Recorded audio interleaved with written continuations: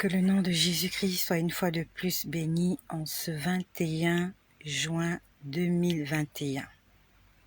Jésus-Christ est Seigneur, il est Sauveur, il est notre tout. Il nous a permis d'être encore vivants en ce jour avec nos familles, avec nos parents. Rendons-lui grâce pour cela. Sur les réseaux sociaux, nous apprenons beaucoup de mauvaises nouvelles et beaucoup de bonnes nouvelles aussi. Mais il y a plus de mauvaises nouvelles que de bonnes que nous entendons. Tout à l'heure, j'ai vu qu'il y a eu un accident qui s'est passé quelque part et il y a 2 personnes qui sont mortes parce qu'ils ont percuté un gros camion. J'ai vu une petite fille qu'on a renversée et on a fait un appel à témoins.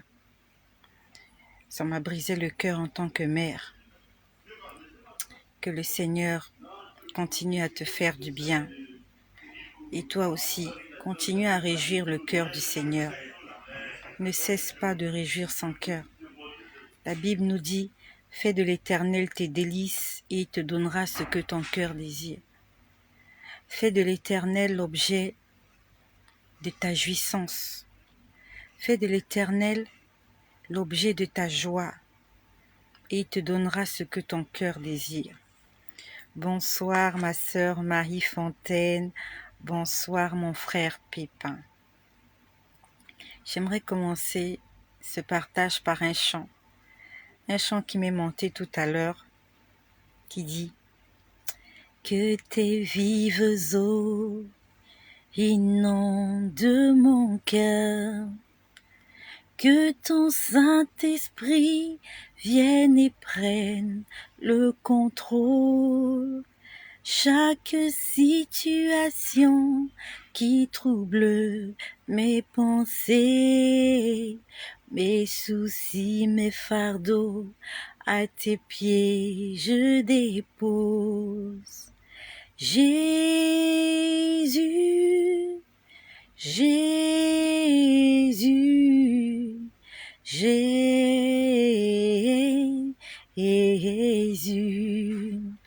Adorons Jésus, Jésus, alléluia, Jésus, Jésus, magnifiant le Père, Père, alléluia, Père, Père.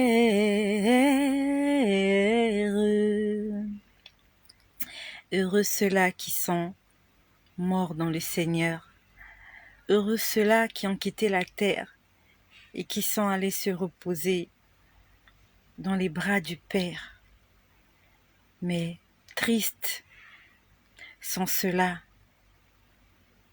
qui n'ont pas fait la paix avec Dieu avant de quitter la terre.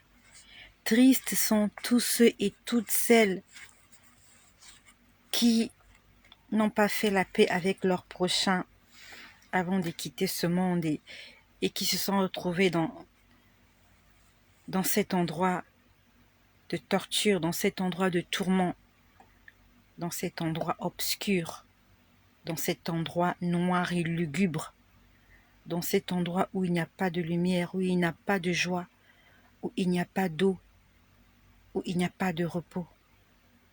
Marchons dans la vérité. Soyons en paix avec notre prochain et avec Dieu, afin de pouvoir échapper aux flammes de l'enfer, afin de pouvoir échapper aux griffes de l'ennemi, pour ne pas passer son éternité loin de Dieu. Il faut être près de lui pendant que nous sommes encore en vie. Il faut que tu te rapproches du Seigneur tous les jours de ta vie, encore plus, que tu puisses marquer un pas en avançant vers le Seigneur, en essayant de le découvrir, en essayant de le connaître un peu plus. Tout à l'heure, j'étais en train de lire ma Bible dans Apocalypse, je ne me rappelle plus de quel chapitre, et Pendant que j'étais en train de lire le livre d'Apocalypse, j'entendais beaucoup de choses. J'ai entendu 2 ou 3 chansons. Vraiment, j'ai entendu 2 ou 3 chansons. Et parmi les chansons que j'ai entendues, il y a une, je ne sais pas en quelle langue c'était chanté. Et il y a une chanson qui disait « Les poissons dans la mer louent l'Éternel. Les oiseaux dans le ciel louent l'Éternel. La nature loue l'Éternel. » Vraiment, c'était une belle mélodie. Et je pouvais voir les poissons. Quand j'entendais cette mélodie, je voyais les poissons dans la mer. Et la chanson disait que les poissons dans la mer louent l'Éternel. Que les oiseaux qui volent dans le ciel louent l'Éternel. C'est pour ça que la Bible nous dit que tout ce qui respire loue l'Éternel. Toi qui respires, il faut que tu loues ton Dieu.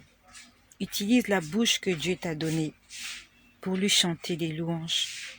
Utilise le souffle qu'il t'a donné pour réjouir son cœur. N'attristons pas le Saint-Esprit de Dieu. Par ce partage, j'aimerais parler à une bien-aimée. Je vous salue, vous tous qui êtes connectés. Je vois ma sœur Eudoxie qui est là, il y a Marcel de Leslie, il y a mon frère Christian Golo, il y a Marie-Josée, il y a mon frère Pépin, il y a ma sœur Marie Fontaine. Que le Seigneur vous bénisse partout là où vous vous trouvez. Donc, j'aimerais parler à une jeune bien-aimée, à une jeune sœur. Nous avions été en contact depuis l'année dernière. Elle avait un problème qui nécessitait la délivrance. Et je ne vais pas donner l'identité de cette sœur-là. Je vais juste parler de son problème pour que nous soyons édifiés. Nous ne sommes pas ici pour nous moquer des uns ou des autres. Nous ne sommes pas ici pour critiquer. Nous ne sommes pas ici pour juger. Nous sommes ici pour nous informer. Nous sommes ici pour nous éduquer. Nous sommes ici pour être sensibilisés, pour être enseignés. Que les expériences des uns soient profitables pour les autres. Je vais parler de cette jeune sœur, pas pour la dénigrer, pas pour la juger, parce qu'il y a beaucoup d'entre nous, et la plupart, qui avons fait la même erreur qu'elle. Je vais taire son nom, je ne vais pas donner son nom ni son identité. Mais je vais parler afin que quelqu'un qui peut-être va être confronté à la même situation puisse se souvenir de ces témoignages afin de sauver son âme, afin de sauver sa vie. J'ai peut-être fait pire qu'elle. Tu as peut-être fait pire qu'elle. Et c'est par la grâce du Seigneur que nous sommes toujours en vie. C'est pas parce que nous sommes meilleurs que les autres, c'est pas parce qu'on l'a mérité. C'est juste par la grâce du Seigneur que nous sommes toujours en vie. Donc cette jeune sœur, quand elle m'avait contacté l'année dernière, elle avait des problèmes intimes. Elle avait des problèmes d'intimité. Elle avait un liquide qui se sécrétait de ses parties intimes, à telle enseigne qu'elle devait être obligée de se changer plusieurs fois dans la journée, en dehors des périodes que nous avons en tant que femmes. Elle avait un liquide qui sortait de ses parties intimes. Je crois qu'elle m'avait dit que c'était de couleur verdâtre, si je ne me trompe pas. Elle dit, et ça sortait sans arrêt. Sans arrêt. Je te laisse imaginer les moments difficiles que cette jeune sœur a passés. Et elle dit que ça sentait pas bon. À telle enseigne qu'il fallait qu'elle se change tout le temps. Ça sentait pas bon du tout. Les périodes des femmes, quand nous les avons, c'est vrai que nous sommes, comme on l'appelle vulgairement, nous sommes indisposés, mais ça sent pas vraiment. Les périodes des femmes, c'est naturel, ça sent pas vraiment, surtout si vous avez une hygiène corporelle. Mais elle me disait que ce qui sortait de son organe intime, ça sentait mauvais. Il fallait qu'elle se change tout le temps parce qu'elle était gênée quand elle était avec des gens. Elle se posait la question de savoir est-ce que ces gens-là sentaient cette odeur-là. Je vous laisse imaginer toute la peine que cette bien-aimée a dû ressentir et vivre durant tout ce temps. Et quand nous avons prié l'année dernière, le Seigneur nous a révélé en fait que c'était parti à partir du moment où elle avait eu une relation sexuelle, une relation intime, une relation hors mariage avec un monsieur. Et lorsque je lui ai parlé de cela, elle a affirmé qu'exactement, elle avait connu une personne et que ça ne s'était passé qu'une seule fois. Une seule fois, ça s'est passé et après, elle n'a plus jamais été en contact avec cette personne. Et c'est à partir de ce moment-là qu'elle a commencé à vivre, on va dire, ces moments de terreur. Je t'imagine, imagine-toi que tu as un liquide qui te sort de tes parties intimes, qui que tu sois un homme ou une femme, que tu as un liquide qui te sort par un orifice sans arrêt. Non seulement que ça sort, mais ça sent pas bon. J'aimerais parler à quelqu'un. La Bible nous dit, fuyez l'impudicité. C'est comme je l'ai dit précédemment, nous ne sommes pas là pour juger cette sœur. Toi qui m'écoutes et moi qui te parle, nous avons eu des relations sexuelles hors mariage, des dizaines de fois, des centaines de fois, et même pour certains des milliers de fois. Tu as eu des relations intimes, des relations sexuelles avec des gens que tu ne connaissais même pas, avec des gens en fait avec qui tu n'avais aucun projet de mariage. Tous nous avons fait ça. Et si nous n'avons pas vécu ce que cette jeune sœur a vécu, c'est par la grâce du Seigneur. Elle a connu beaucoup d'hommes dans sa vie, mais particulièrement c'était cet homme-là. Après avoir été en contact avec cet homme-là, avec cet homme-là, c'est à partir de ce moment où elle a commencé à vivre ce mal. Alors, je vois ma sœur Marie-Josée, prie pour moi s'il vous plaît, j'ai du mal à respirer. Est-ce que vous avez du mal à respirer là maintenant ou bien vous avez toujours eu du mal à respirer? Je crois que j'ai essayé de vous appeler Marie-Josée. J'ai essayé de vous appeler, je crois. Ça a sonné, vous n'avez pas décroché. J'ai essayé de vous appeler. Je crois que c'était aujourd'hui. J'ai essayé de vous appeler. Je crois, je sais plus, bref. Et essayez de me donner vos contacts téléphoniques. Je suis en train de parler à ma sœur Marie-Josée qui me dit qu'elle a des problèmes pour respirer. Ma sœur, écrivez-moi une box, comme la dernière fois. J'ai lu votre message, je crois que vous m'avez écrit sur Messenger. Donnez-moi votre numéro de téléphone WhatsApp et je vous contacterai. Donc, cette jeune sœur, l'année dernière, quand nous avons prié, elle a dit qu'il y avait une légère amélioration. Juste une légère amélioration. En fait, dans quel sens? Ça coulait moins qu'avant. Et cette année encore, elle m'a contactée. En fait, moi, j'ai cru qu'elle était guérie parce que nous avions perdu le contact à un moment donné. Et quand elle m'a encore recontacté cette année 2020, elle m'a dit que le problème persistait. Nous avons été en prière de 3 jours de jeûne et de prière. Et le 4e jour, nous avons prié ensemble au téléphone parce que nous ne sommes pas dans le même pays. Nous avons fait sa prière de délivrance au téléphone. Et j'étais accompagnée de mon pasteur. Mon pasteur était avec moi quand nous avons prié pour cette jeune sœur. Et tout à l'heure, je l'ai appelée. Elle m'a dit qu'elle peut passer une journée, rien ne coule. Que vraiment, il y a une légère amélioration Et je dis gloire à Dieu pour ce... Donc je dis gloire à Dieu pour ce miracle, Jésus-Christ est Seigneur. Puis après,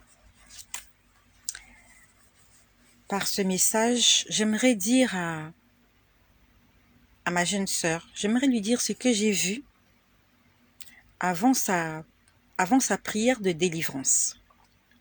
Pourquoi je suis en train...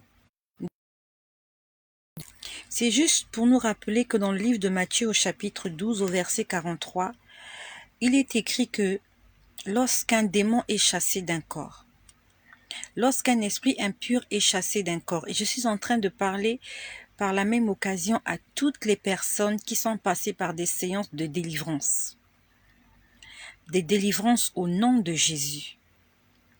Si tu étais possédé par un esprit impur, quel que soit l'esprit, et que par la prière de délivrance d'un homme de Dieu ou d'une femme de Dieu, le Seigneur t'a fait du bien, il t'a délivré. Il faut que tu puisses garder cette délivrance. La délivrance se conserve. La délivrance se conserve par l'obéissance à la parole de Dieu et par une vie de sanctification. Parce que la Bible nous dit dans Matthieu 12 au verset 43 que lorsqu'un esprit impur s'en va, il va chercher du repos.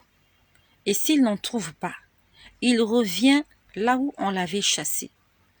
Et quand il revient là où on l'avait chassé, s'il trouve que cet endroit n'est pas occupé par le Saint-Esprit, la Bible nous dit qu'il va chercher 7 démons plus méchants que lui.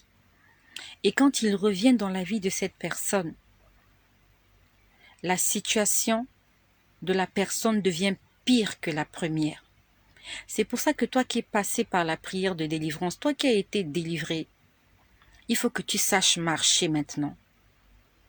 Tu dois garder ta nouvelle identité dans la parole de Dieu, dans la Bible, dans la méditation, dans l'amour, dans le pardon, dans l'obéissance à la voix de Dieu. On ne blague pas avec sa délivrance. On ne blague pas avec sa délivrance. Si on t'a chassé 4 démons, ils sont partis. Et que si ta vie n'est pas en règle avec Dieu après ta prière de délivrance, les 4 démons vont aller chercher 7 esprits plus méchants que eux. 4 x 7, 28.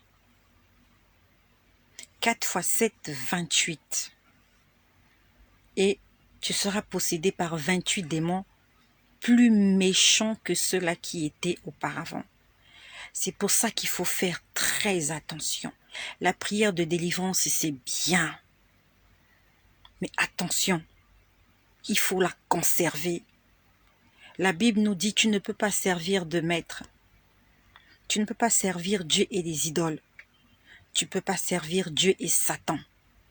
Tu ne peux pas servir Dieu et maman. Tu dois faire un choix parce que le Dieu que nous prions, il est jaloux. Et il ne partage sa gloire avec personne.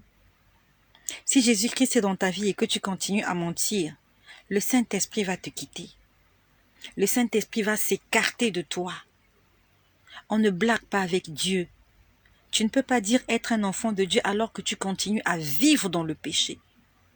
Même si tu vas à l'église, même si le pasteur ne sait pas, même si le prophète de ton église ne t'a pas dit cela, Dieu, il sait que ta relation avec lui n'est pas parfaite. Satan et les démons savent aussi que tu es un chrétien hypocrite. On ne blague pas avec Dieu. On ne blague pas avec la vie chrétienne. Si la Bible dit « Aucun injuste n'héritera le royaume des cieux », ainsi soit-il. Si la Bible dit qu'aucun pécheur n'héritera le royaume des cieux, ainsi soit-il. Si tu vas à l'église, tu continues à faire des bêtises, mon ami. Je suis désolée de te dire que la porte du ciel t'est fermée et que si tu continues à vivre, c'est juste par la grâce du Seigneur. C'est pas une bénédiction, c'est la grâce. Et la Bible nous dit que la grâce est trompeuse. C'était juste une parenthèse pour parler à toutes ces personnes-là qui ont été délivrées après des séances de jeûne et de prière. Donc, ma bien-aimée, je vais te dire ce que j'ai vu avant qu'on ne prie pour toi. Ça s'est passé exactement mercredi dernier. Avant qu'on ne prie pour toi, j'ai vu plusieurs paires de chaussettes, de grandes chaussettes. Vous voyez, les genres de chaussettes, lorsque vous les portez, ils vous arrivent jusqu'au niveau des genoux. Il y en avait plusieurs, je ne sais pas exactement combien, mais il y avait plusieurs paires de chaussettes, tous reliés par une grosse épingle. Tous reliés par une grosse épingle. Quand j'ai vu ça, j'ai compris qu'il y avait un problème. En fait, déjà, on savait que ton problème, il était spirituel. Mais quand j'ai vu ça, je me suis dit, il y a un sérieux problème parce que on était en train de s'apprêter à faire ta prière de délivrance. La Bible nous dit qu'on ne peut pas servir deux maîtres à la fois. Ça veut dire que quand tu as pris la décision de servir le Seigneur, il faut que tu le serves de tout ton cœur, de toute ton âme, de toute ta pensée. Ces chaussettes-là, c'est plusieurs voies. Les chaussettes, en fait, ça habille le pied. Et le fait qu'il y ait plusieurs chaussettes, ça veut dire qu'il s'agit de plusieurs voies. Pas une seule voie, parce qu'une personne a deux pieds. Et si c'était une paire de chaussettes, j'allais comprendre que c'est toi seul. Mais là, il y avait plusieurs paires de chaussettes, tous épinglés avec une même épingle. C'est une même épingle. En fait, je pouvais comprendre que, en plus, les chaussettes n'étaient pas propres. C'était des chaussettes sales qui avaient l'air de sentir mauvais. J'ai compris en fait qu'il y avait un lien, c'était un lien de famille. En dehors de la relation extra-conjugale, en dehors de la relation extra-conjugale que tu avais eue, d'où est venu le problème était d'origine familiale. Vous avez été tous épinglés, on vous a tous liés, vous étiez tous bloqués, à telle enseigne que vous devez vivre le même sort. Il y avait un lien qu'il fallait briser. Il fallait détruire l'épingle et il fallait te libérer. Et en détruisant l'épingle, non seulement toi tu étais libéré, mais toutes les personnes qui avaient été épinglées sont libérées. Mais le problème c'est que quand tu es libéré, tu es toujours une chaussette sale qui sent mauvais. Ça veut dire qu'après ta libération, il faut que tu sois lavé, que tu sois nettoyé dans le sang de Jésus. C'est pour ça que je suis en train de te dire, la prière de délivrance c'est bien, mais après, quelle sera ta vie? Quelle sera ta marche avec le Seigneur? On t'a délivré de l'épingle, mais sauf que tu es toujours sale. Il faut que tu ailles te laver. Il faut que tu ailles te nettoyer. Et il faut que tu conserves cette attitude-là. Il faut que tu conserves ton état de sanctification et ton état de sainteté. Donc ma sœur, tu n'étais pas la seule à être épinglée. Vous étiez nombreux. Une seule épingle était en train de vous lier. Et toi, tu étais une de ces chaussettes-là. L'épingle a été cassée. Tu es sorti de cette épingle-là. Mais ton attitude, ta forme, la couleur de ton vêtement, la couleur de ta robe n'était pas propre. Tu ressemblais à toutes les chaussettes qui étaient là. Tu étais sale et tu sentais mauvais. J'aimerais dire à tous mes frères, à toutes mes sœurs qui m'écoutent, et aussi à cette sœur-là qui passait à la séance de délivrance. Lave ta robe dans le sang de l'agneau. Laver sa robe signifie, comme tu es passé par la prière de repentance, il faut que tu sois tout le temps en mode repentance. Non que tu sois en mode repentance seulement, mais que tu fasses attention à ta marche chrétienne. Parce que la couleur de ton vêtement, si Jésus revient, tu ne vas malheureusement pas monter. Malgré le fait qu'on ait chassé les mauvais esprits qui te tourmentaient. Si la couleur de ta robe n'est pas parfaite, si la couleur de ta robe n'est pas sans défaut et sans tache, tu ne pourras pas monter au ciel. Puis après, j'ai vu une casserole. À l'intérieur de cette casserole, on avait préparé du riz. Et c'est comme si on avait déjà mangé le riz, il restait le fond du riz. Vous savez, quand le riz a cramé, quand vous avez fait du riz, ce qui est au fond là, le riz qui était cramé. À 2 reprises, on était en train de me dire, il faut enlever le riz qui est cramé. Ça veut dire qu'il y avait des choses qu'il fallait encore abandonner dans ta vie. Il y a des choses qu'il faut encore abandonner dans ta vie. Quelles sont ces choses? Le Seigneur ne me l'a pas dit. Il m'a juste dit qu'il voulait te nettoyer. Il voulait te nettoyer, mais il y avait encore de la crasse. Il y avait encore ce riz, J'ai vu ça sous forme de riz. C'était une casserole où à l'intérieur, on avait préparé du riz. Et le fond de la casserole il y avait du riz cramé. On était en train de dire, il faut enlever le riz qui est cramé. Il faut enlever le riz qui est cramé. Le Seigneur veut te nettoyer totalement. Il veut faire de toi un vase d'honneur pour la gloire de son nom. Et je l'ai vu à 2 reprises qu'il fallait que tu fasses le nettoyage dans ta vie. Puis après, je te vois. Tu avais une espèce de foulard sur la tête, mais c'était un foulard gigantesque. Je me suis dit, mais comment elle peut porter un foulard de ce genre? Vraiment un foulard vraiment énorme. Et quand j'ai regardé, en fait, c'était pas un foulard, c'était comme un fagot de bois que tu portais sur ta tête. Vous connaissez les fagots de bois? Quand les bûcherons coupent le bois là, pour le conserver afin de se réchauffer quand il y a l'hiver. Donc, c'était comme ça un fagot de bois que tu avais sur la tête, mais ça paraissait comme une forme de foulard. Le Seigneur m'a dit, regarde, elle a une charge sur la tête. Je ne sais pas exactement quelle est cette charge que tu es en train de trimballer.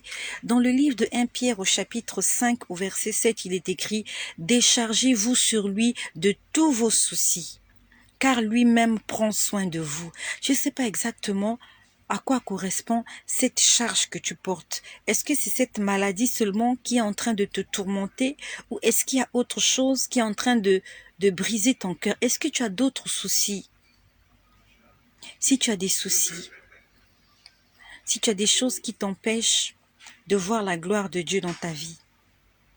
1 Pierre chapitre 5 verset 7 dit « Déchargez-vous sur lui de tous vos soucis, de toutes vos charges, de toutes vos peines, de tous vos problèmes, car lui-même prend soin de vous. » C'est pas la peine d'appeler un ami ou une amie à la maison, commencer à lui parler, à lui pleurer. C'est vrai que c'est important, mais cet ami-là peut trahir ta confiance.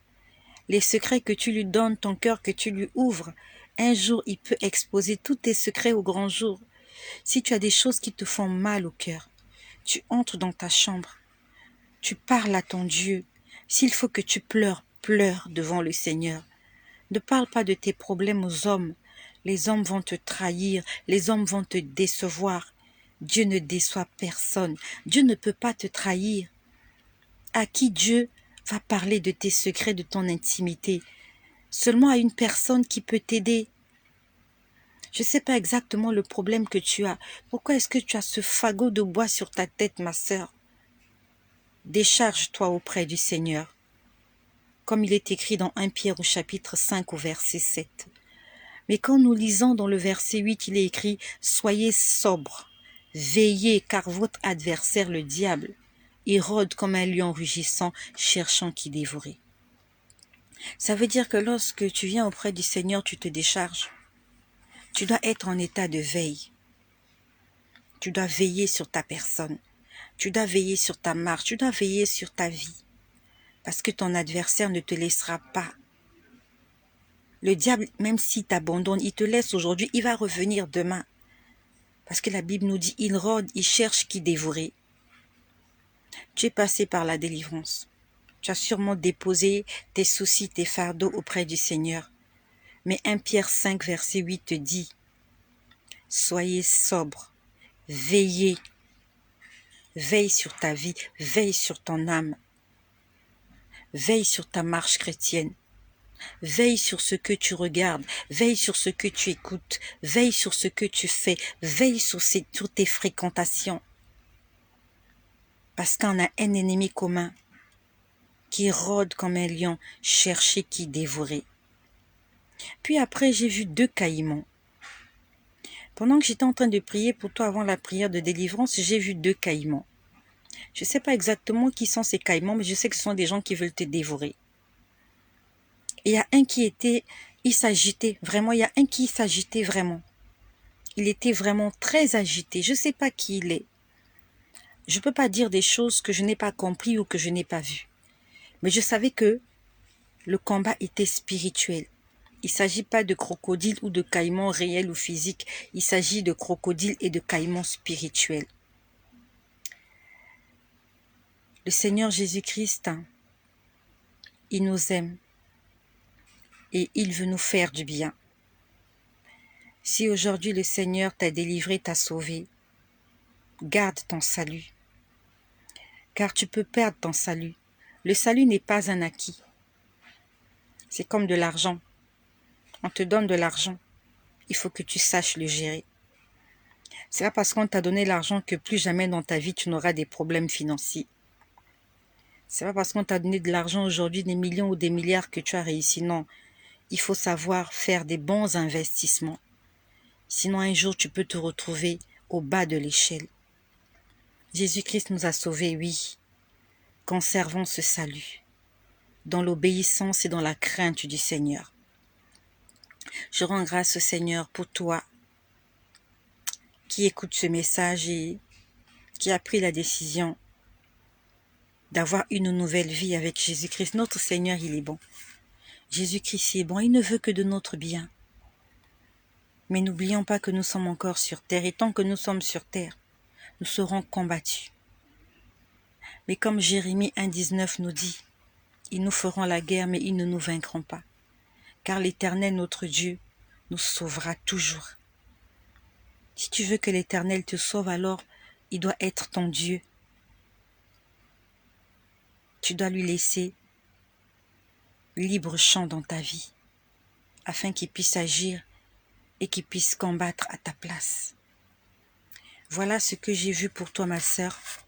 J'ai béni le Seigneur pour tous les miracles qu'il est en train d'opérer dans la vie de ses filles, de ses fils, et même des gens qui ne croient pas en lui.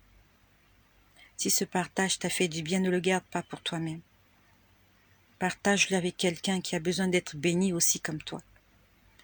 Et si, comme cette sœur, tu es en train de souffrir pour une raison ou pour une autre, demande secours à l'Éternel. Et pour toi qui continues à vivre dans l'impudicité, peut-être que tu n'as pas encore vécu ce que cette sœur a vécu, mais je te demande de faire attention. 1 Pierre 5 nous dit, au verset 8, le diable rôde. Il cherche qui dévorer. Quelqu'un qu'on a dévoré, c'est quelqu'un qui est mort. Jean 10 nous parle du voleur qui ne vient que pour égorger, détruire et tuer. Ce péché-là, peut-être que tu l'aimes, ça te fait du bien. Mais ce péché-là, c'est comme la pomme que le diable avait proposé à Ève de manger. Cette pomme était belle au regard. Cette pomme était bonne dans la bouche. Mais cette pomme-là a tué Ève. Cette pomme a tué Adam.